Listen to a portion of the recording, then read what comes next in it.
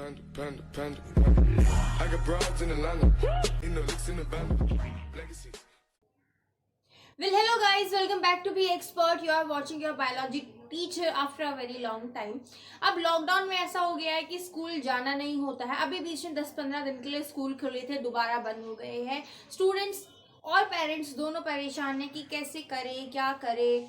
ठीक है, ऑनलाइन भी काफ़ी हद तक चीज़ें समझ नहीं आती हैं क्योंकि काफ़ी हायर लेवल की हम लोग चैनल्स देखने लग जाते हैं जो कि इंग्लिश में पढ़ाते हैं, इंग्लिश टू इंग्लिश पढ़ाते हैं, या फिर बहुत से बच्चे ऐसे भी होते हैं जो मीडियम टू एवरेज हैं जिन्हें चीज़ें समझने में प्रॉब्लम होती है.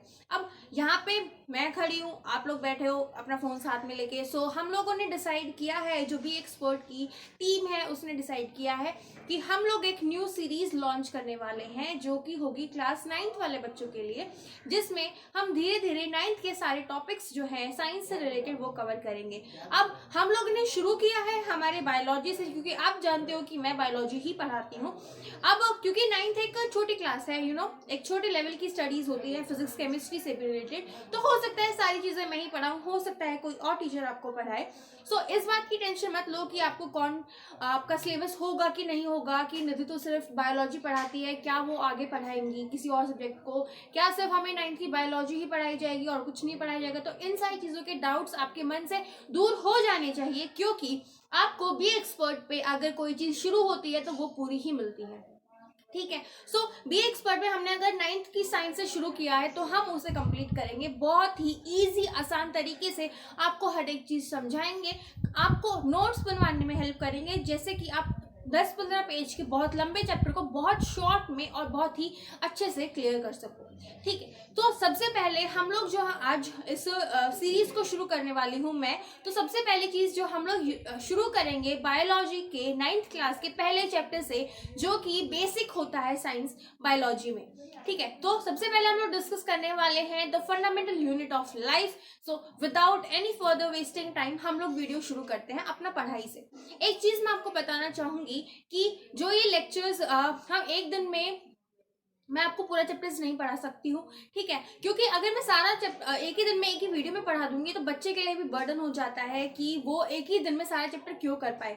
जैसे स्कूल्स में आपको धीरे धीरे छोटे छोटे सेगमेंट्स से सब कुछ पढ़ाया जाता है, वैसे ही मैं आपको हर छोटे छोटे सेगमेंट्स में आपको टॉपिक वाइज सारी चीज़ें कवर कराऊंगी. ज़्यादा टाइम नहीं लूंगी, जैसे स्कूल में ले लेते टीचर 10 से 15 दिन, नहीं इतना टाइम नहीं लगेगा. मैक्स टू मैक्स 4 या 5 वीडियो और आपका चैप्टर जो है वो प्रिपेयर हो जाएगा. So students, without wasting any times, let's get started from the very first chapter of biology, the fundamental unit of life. और हाँ, वीडियो को एंड तक जरूर देखना, पसंद आए तो लाइक करना एंड फैमिली एंड फ्रेंड्स के साथ शेयर करना. सो स्टूडेंट्स, बेसिक इंट्रोडक्शन में हम लोग बात करने वाले हैं कुछ इंपॉर्टेंट साइंटिस्ट के नाम, क्योंकि इसे साइंटिस्ट के नाम और जिस ईयर में इन लोगों ने जो काम किया वो बहुत ही ज़्यादा इंपॉर्टेंट है. तो सबसे पहले आप जब अपनी एनसीईआरटी खोलते हो, इस चैप्टर के स्टार्टिंग में एक साइंटिस्ट के नाम के बारे में बताया गया है जो है रॉबर्ट हुक. तो रॉबर्ट हुक के बारे में बहुत ही इंपॉर्टेंट ये नेम है साइंटिस्ट का जो आपको याद होना चाहिए, क्योंकि रॉबर्ट हुक जो था वो इस दुनिया में सबसे पहला साइंटिस्ट था जिसने सेल के बारे में कोई जानकारी दी थी कि सेल नाम की कोई चीज़ होती है. अब अगर मैं आपको डिटेल में बताऊं कि वो कैसे उसने प्रूव किया था कि सेल जो है एक कंपोनेंट है और जिसके बारे में मतलब उसने इन्वेंट किया था. सो बेसिकली क्या हुआ था कि उसने अपना एक माइक्रोस्कोप है वो बनाया था. अब जो उसने माइक्रोस्कोप बनाया था तो उसके नीचे एक दिन उसने कॉर्क एक चीज़ का नाम है जो कि प्लांट से बनती है, उसको उस माइक्रोस्कोप के अंदर जो है ऑब्जर्व किया और उसने देखा कि जो ये कॉर्क है ये छोटे छोटे ना कुछ सेगमेंट्स में या फिर छोटे छोटे कमरे टाइप्स में बनी हुई है. इसके अंदर अगर हम डिटेल्स में देखें, अब क्योंकि जो माइक्रोस्कोप है उस टाइम पे इतना ज़्यादा डेवलप नहीं था, तो उस बात का कोई आइडिया नहीं था कि इस सेल के अंदर भी कुछ है कि नहीं. तो उसे जो छोटे छोटे बॉक्स थे जो मधुमक्खी के छत्ते के जैसे दिख रहे थे, उसका नाम उसने सेल रख दिया था. सो रॉबर्ट हुक का नाम जहाँ पे भी आएगा आपको एक चीज़ हमेशा ध्यान में रखनी है कि आप बात करने वाले हो सेल की डिस्कवरी के बारे में प्लस नेमिंग के बारे में. कि सेल का जो नाम दिया था वो भी रॉबर्ट हुक ने ही दिया था इन द ईयर 1665. ईयर याद रखना बहुत ज़्यादा इंपॉर्टेंट है. उसके बाद अगर हम लोग बात करते हैं बेटा लिवॉन हुक की, तो लिवॉन हुक एक वो साइंटिस्ट था जिसने रॉबर्ट हुक के बाद एक अपना खुद का माइक्रोस्कोप बनाया था जो कि थोड़ा सा मॉडर्न था, थोड़ा सा ज़्यादा अच्छा था रॉबर्ट हुक वाले से. तो उसने देखा था एक एनिमल सेल किसी तालाब से उसने एक पीस निकाला और उसे उसने ऑब्जर्व किया था माइक्रोस्कोप के अंदर। तो एक बात आप याद रखोगे कि जो रॉबर्ट हुक था, एक चीज और याद रखनी है कि उसने जो सेल देखा था, जो उसने नाम दिया था सेल का, वो एक प्लांट सेल था। क्यों? क्योंकि जो प्लांट, जो कॉर्क था वो प्लांट से बना हुआ था, तो प्लांट सेल ही उसने ऑब्जर्व किया था। अगर हम बात करते हैं लिवॉन हुक की, तो लिवॉन हुक वो पहला साइंटिस्ट था जिसने एनिमल सेल को देखा था। ठीक है, तो ये बात याद रखना कि कौन से ईयर में कौन से साइंटिस्ट ने क्या चीज डिस्कवर की थी। अब अगर हम आगे बढ़ते हैं तो एक चीज है जो आती है बेटा, रॉबर्ट ब्राउन। अब आप देख सकते हो कि जैसे जैसे टेक्नोलॉजी आगे बढ़ती जा रही है तो हम लोगों को एक चीज पता चल रही है कि सेल के अंदर सिर्फ एक बाउंड्री नहीं है, बहुत सारी चीजें हैं। तो जैसे जैसे रॉबर्ट हुक से लेकर रॉबर्ट ब्राउन तक आए थे, तो उस टाइम पे जो माइक्रोस्कोप है वो काफी ज्यादा एडवांस हो गए थे, बहुत ही अच्छी क्वालिटी के आ गए थे। तो उस टाइम रॉबर्ट ब्राउन ने डिस्कवर किया था हमारा न्यूक्लियस, सेल का न्यूक्लियस, जिसे जो एक बेसिक सा स्ट्रक्चर, बहुत ही ज्यादा इंपॉर्टेंट चीज है जो सेल के अंदर, वो होती है न्यूक्लियस। तो रॉबर्ट ब्राउन ने डिस्कवर किया था हमारा न्यूक्लियस। ओके, उसके बाद अगर हम लोग बात करते हैं सेल थ्योरी, आप लोगों ने सुना होगा ये नाम, सेल थ्योरी बहुत ही इंपॉर्टेंट है आप लोगों के एग्जाम्स के पॉइंट ऑफ व्यू से, या कुछ भी देखा जाए तो। सेल थ्योरी में बेसिकली क्या हुआ था बेटा, दो साइंटिस्ट थे, शेल्डन एंड स्वान। तो इन दोनों ने मिलके जो है एक प्रपोज रखा था, एक थ्योरी बताई थी कि ऐसा ऐसा है कि इस दुनिया में कोई भी चीज़ बनी है तो वो सेल से ही बनी होती है। सेल थ्योरी की सारी डिस्कशन मैं अभी थोड़ी देर बाद ही करूंगी, सबसे पहले हम साइंटिस्ट के बारे में देख लेते हैं।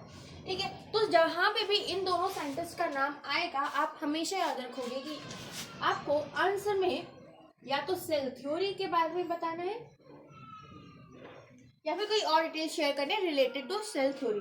उसके बाद एक छोटा सा एक पॉइंट है आपके एनसीईआरटी में, तो वहां पे लिखा बेटा विरकाउ। विरकाउ एक साइंटिस्ट था जिसने सेल थ्योरी को आगे बढ़ाया था।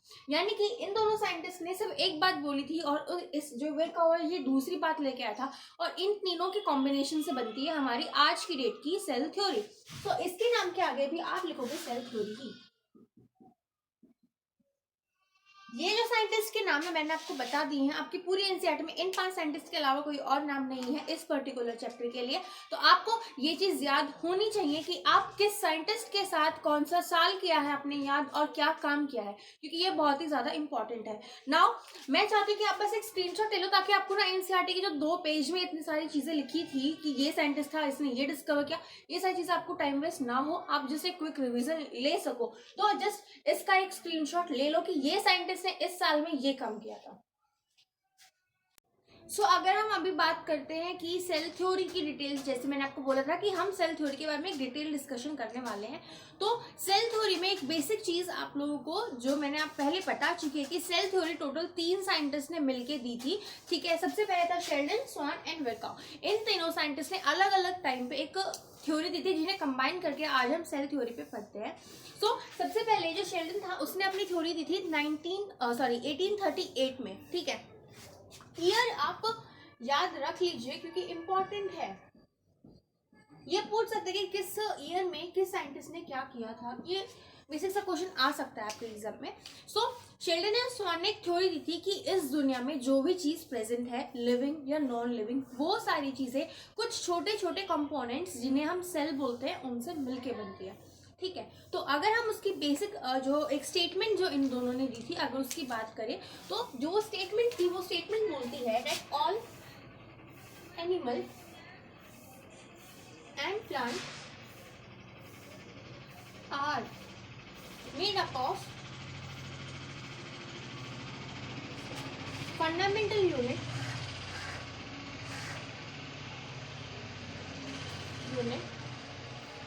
ऑफ लाइफ, जिसे हम बोलते हैं cell.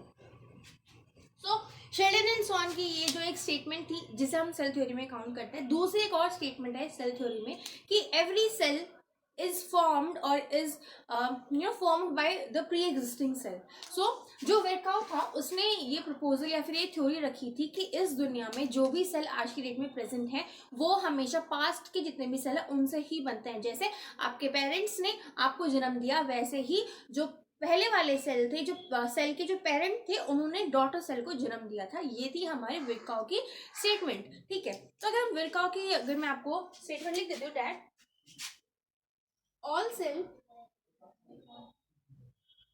Are derived from pre-existing cell।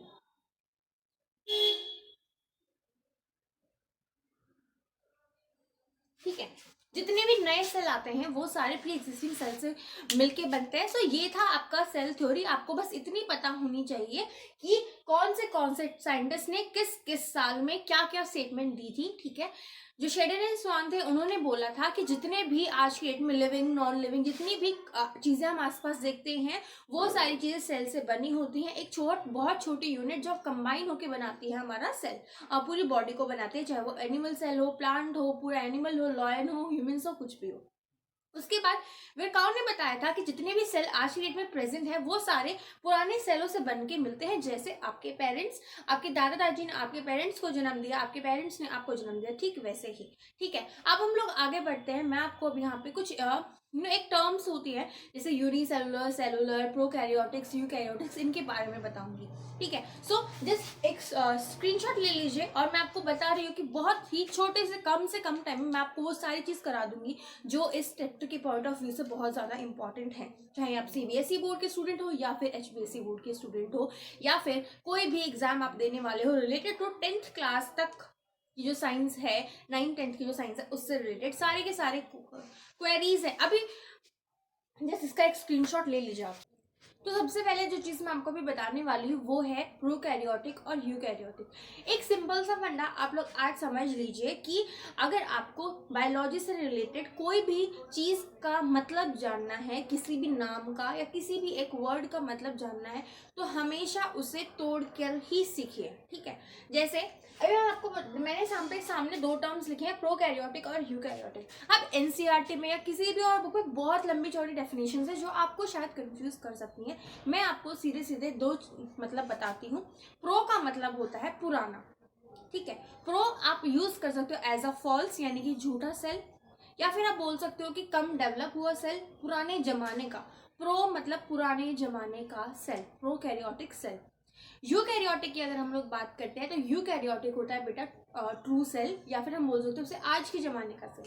तो बेसिकली आपको याद रखना है कि प्रोकैरियोटिक को अगर आप दो हिस्सों में तोड़ते हो तो प्रो का मतलब होता है ओल्ड, ठीक है, और कैरियोटिक इज सेल। यूकैरियोटिक में आता है, यू का मतलब होता है new and karyotic means cell. So new cell या फिर मॉडर्न दिन के सेल, आज की डेट के cell, true cell.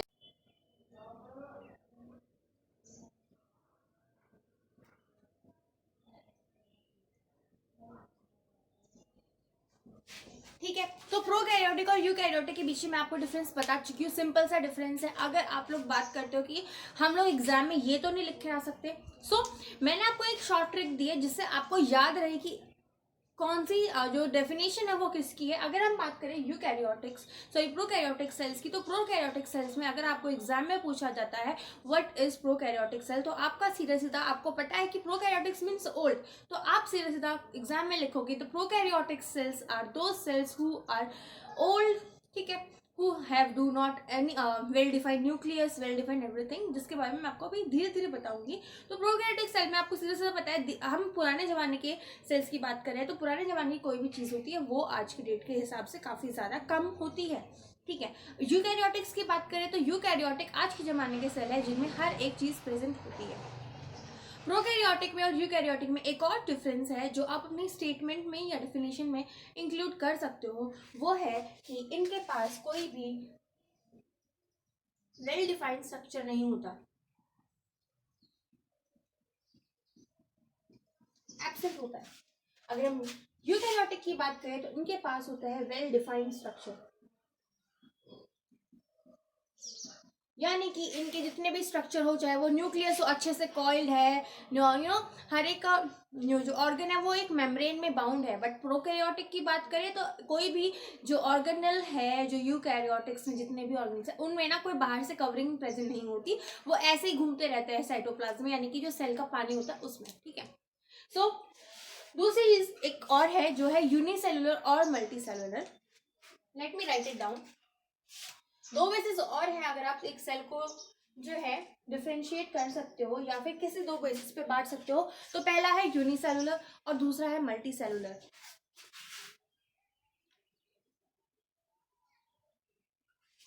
And here is multi cellular. So जैसे मैंने आपको बोला हम वर्ड्स को तोड़ेंगे और उसका मतलब समझेंगे। तो अगर हम लोग इन दो वर्ड्स को तोड़ते हैं जो कि है यूनिसेलुलर में, अगर हम यूनि को तोड़ के और सेलुलर में अलग कर देते हैं, सेलुलर का सीधा सीधा मतलब होता है सेल और यूनि का मतलब होता है एक, यानी कि वो सेल जो अकेला प्रेजेंट है, जो अकेला जिंदा रहता है। यानी कि जो ऑर्गेनिजम्स बहुत ही छोटे होते हैं जिन्हें हम नेकेड आइज से नहीं देख सकते। हम यहाँ पे ह्यूमंस की बात नहीं कर रहे हैं क्योंकि ह्यूमंस में क्या होता है कि जितने भी सेल्स है वो मिलके हमारी पूरी बॉडी बनाते हैं, ठीक है।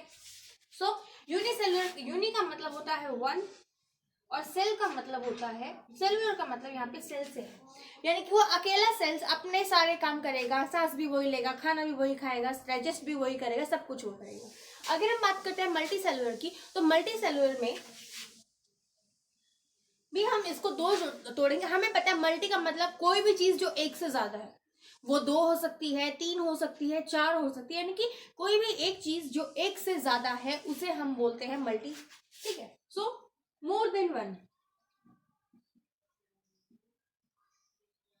और सेलुलर का मतलब जो कि यूनिसेलुलर में था, डेट इज सेल, यानी कि दो एक से ज्यादा सेल मिलके कोई काम कर रहे हैं, एक बॉडी बना रहे हैं। ओके, नाउ अब हम लोग आगे पढ़ेंगे। मैं आपको कुछ एक टर्म्स बताऊंगी, ठीक है, उसके बेसिस पे हम अगला लेक्चर जो है वो हम कंटिन्यू रखेंगे। तो उस टर्म्स से क्या होगा, आपको एक आइडिया हो जाएगा कि हम अगले वाले चैप्टर में क्या क्या चीज बारे में पढ़ेंगे, ताकि हमें जो नेक्स्ट चैप्टर है उसमें ना एक क्लैरिटी मिले, ठीक है। तो सबसे पहले आप ये दो चीज नोट कर लीजिए। अगर हम लोग बात करते हैं बेटा, अगर हम लोग बात करते हैं एग्जाम्पल्स की, तो यूनिसेलुलर में एग्जाम्पल आता है अमीबा। मल्टी सेलुलर में आप कुछ भी लिख सकते हो, ह्यूमन लिख सकते हो, प्लांट लिख सकते हो, कुछ भी। ओके, ये आपके एनसीईआरटी में गिवन है। नाउ प्रोकैरियोटिक्स और यूकैरियोटिक्स में, यूकैरियोटिक्स मतलब जो मॉडर्न डेज है, आज के दिन के हैं। तो आज में दिन में हम क्या देखते हैं, हम देखते हैं पेड़ पौधे, एनिमल, सारी चीज देखते हैं जो हम बिना माइक्रोस्कोप के डेली लाइफ में देख सकते हैं। तो यूकैरियोटिक में आप वो सारे एग्जाम्पल लिख सकते हो। प्रोकैरियोटिक में वो चीजें आती है जिन्हें आप अपनी आंखों से नहीं देख सकते, आपको माइक्रोस्कोप की रिक्वायरमेंट होगी। सो प्रोकैरियोटिक्स में आप लिखने वाले हो, आप लिख सकते हो virus, bacteria and all that, ठीक है। अब हम लोग कुछ एक टर्म्स डिस्कस करेंगे। सबसे पहले इस चीज का स्क्रीनशॉट ले लीजिए। अब हम लोग बात करने वाले हैं, एक बहुत ही बड़ा सा वर्ड है डिवीजन ऑफ लेबर। आप लोगों को शायद इस बात का कोई आइडिया नहीं होगा कि डिवीजन ऑफ लेबर किस बारे में बोला गया है।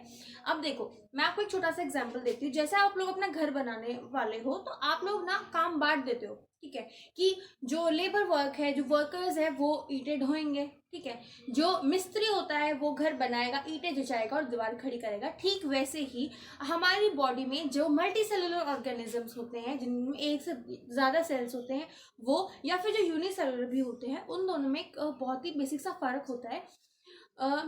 फर्क इन सेंस कि वो छोटे होते हैं बहुत ज्यादा, उनका एक ही सेल को सारा काम खुद से करना होता है। मल्टी सेलुलर में क्या होता है कि वो बांट देता है अपना अपना काम। अब जैसे हमारी जीभ के पास दो काम है, एक तो हमारे बोलने में हेल्प करती है, दूसरा हमें टेस्ट करने में हेल्प करती है। आंखों का एक ही काम है, हमें देखने में हेल्प करता है।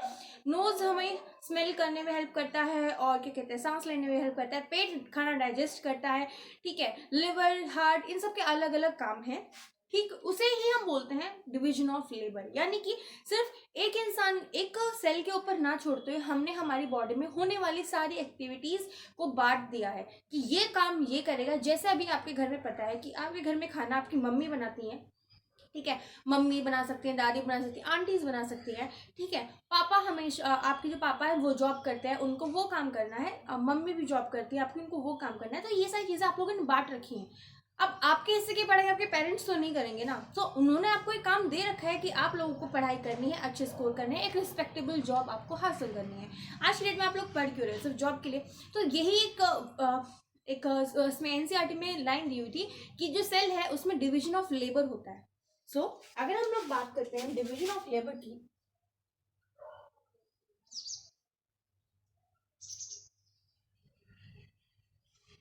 एक चीज हमेशा आप लोग याद रखना कि डिवीजन ऑफ लेबर है ना, कुछ कंफ्यूजन हो जाती है बच्चों को कि डिवीजन ऑफ लेबर तो सिर्फ मल्टी सेलुलर ही शो करते होंगे, क्योंकि उन्हीं के पास तो बहुत सारे सेल्स है ना, कि एक सेल को ये काम दे दिया, दूसरे को ये काम दे दिया। बट आप लोगों को ये बात भी पता होनी चाहिए कि जो सेल होता है, जो यूनिसेल, जो इकलौता सेल है, वो भी हर एक काम अलग से करता है। उसके एक सेल है, उसने कुछ पार्ट जो है वो खाना खाने के लिए बनाया है, तो कुछ पार्ट सांस लेने के लिए बनाया है। ये सारी चीज़ें आपको पता होनी चाहिए। तो सबसे पहली बात, डिवीजन ऑफ लेबर हमें मोस्टली शो होता है मल्टी सेलुलर में, क्योंकि हम लोग आसानी से बता सकते हैं कि हमारा हाथ क्या काम करता है, हमारा पैर क्या काम करता है, हमारा जो हार्ट है वो ब्लड पंप करने के लिए बना है। बट मोस्टली शो होता है, हम लोग बहुत इजीली दिखा सकते हैं। बट यूनिसेलुलर ऑर्गेनिजम्स में भी डिवीजन ऑफ लेबर होता है, ठीक है। ये दोनों नाम आप याद रखना। मैं आपको बता चुकी हूँ डिवीजन ऑफ लेबर से क्या मतलब है। एक सारी बॉडी का काम जो भी होता है, खाना खाना, सांस लेना, ये सारी चीजें हम एक सेल पे या फिर एक ऑर्गन पे ना छोड़ते हुए हम उसे अलग अलग ऑर्गन्स को बांट देते हैं। दिस इज व्हाट क्या कहते हैं उसे, डिवीजन ऑफ लेबर मीन्स। अब ये चैप्टर बहुत लंबा हो गया है, ये लेक्चर आपका। सो अभी हम लोग नेक्स्ट चैप्टर में कुछ एक अलग से चीज़ें पढ़ेंगे जो कि होगा सेल स्ट्रक्चर में। तो मैं आपको एक बेसिक आइडिया दे देती हूँ कि हम लोग क्या पढ़ने वाले हैं। सबसे पहले हम लोग जो पढ़ेंगे, हम पढ़ने वाले हैं सेल स्ट्रक्चर। अब मेरा एक तरीका है, अगर आप बोल सकते हो कि मैं भी एनसीईआरटी का तरीका ही फॉलो करती हूँ। हम स्ट्रक्चर में ना कुछ एक ऐसे पढ़ेंगे कि हम पहले बाहर की चीज़ें पढ़ेंगे, फिर हम अंदर की चीज़ें पढ़ेंगे। समझ रहे हो? जैसे अभी आपका ये सेल है, सबसे पहले हम लोग बात करेंगे कि ये जो बॉक्स है, इसमें कौन सी लेयर्स प्रेजेंट हैं, क्या क्या मिलके बनता है एक सेल की बाहर की जो बाउंड्री है। यानी कि आपके घर की चारदीवारी के बारे में सबसे पहले हम स्टडी करने वाले हैं, जिसमें आती है बेटा आपकी प्लाज्मा मेम्ब्रेन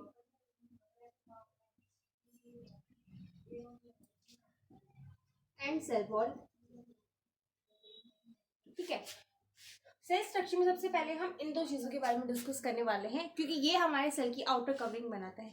उसके बाद हम एक चीज़ डिस्कस करेंगे जो कि बहुत ज़्यादा इंपॉर्टेंट है, वो है बेटा आपके सेल के अंदर जितना भी ये मटेरियल प्रेजेंट होता है इन्हें, यानी कि इनसाइड द सेल। अब हम लोग इनसाइड द सेल यानी सेल के अंदर होने वाली चीज़ों को भी दो हिस्सों में बांटेंगे, ठीक है। एक बहुत इंपॉर्टेंट चीज़ जो आपके सेल में होती है, जो मैंने बिल्कुल डार्क बना दिया है, दैट इज योर न्यूक्लियस। और दूसरा ये जो सारा फ्लूइड प्रेजेंट होता है आपके सेल के अंदर, विच इज साइटोप्लाज्म। और उसके बाद बच जाती हैं छोटी छोटी चीज़ें जो कि हम लोग डिस्कस करेंगे, आई थिंक लेक्चर नंबर 3 या लेक्चर नंबर 4 में। वो होंगी आपकी सेल ऑर्गेनिक्स, यानी कि आपके सेल के अंदर कौन सी चीज़ें प्रेजेंट हैं। साइटोप्लाज्म में जो चीज़ें तैर रही हैं, जैसे कि endoplasmic reticulum and all that things. So next lecture, upcoming lecture जो आपका बहुत जल्दी अपलोड हो जाएगा, उसमें हम लोग पढ़ने वाले हैं प्लाज्मा मेम्ब्रेन और सेल वॉल के बारे में। उसके बाद नेक्स्ट अपकमिंग लेक्चर में हम लोग nucleus and all that deal करेंगे, ठीक है। So I hope you like this video. आपको सारी चीज़ें बहुत ही अच्छे से समझ आई हो, जो कंफ्यूजन्स थी इस चैप्टर को लेके अब तक के टॉपिक्स में, वो सारी दूर हो गई हो। Now if you like this video, don't forget to hit the like button and please subscribe to Be Expert। अगर आप चाहते हो कि आपको ऐसे ही अमेजिंग स्टडी रिलेटेड वीडियोस या फिर किसी भी जॉब से रिलेटेड वीडियोस, कोई भी एकेडमिक या फिर जॉब से रिलेटेड इंफॉर्मेशन आप चाहते हो, तो please do not forget to subscribe to be expert and share it with your family and friends, क्योंकि सबका भला करोगे तभी आप हमारा भला होगा। Thank you.